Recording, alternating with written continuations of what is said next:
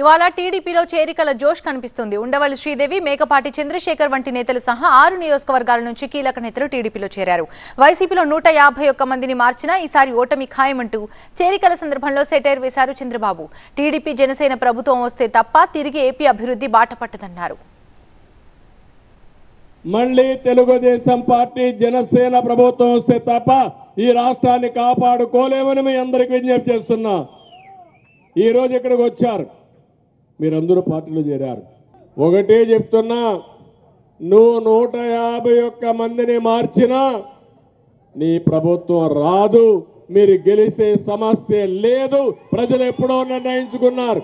YCP నావకు చిల్లు పడింది. ఇప్పుడు పడవకు ఒకసారి చిల్లు పడితే ఇంకది బయటపడే పరిస్థితి లేదు. ఎవరైనా దూకి పారిపోతే కొంతమంది ప్రాణాలు కాపాడుకుంటారు, లేకపోతే కొట్టుకొని పోతారు. అదే జరగబోతుంది.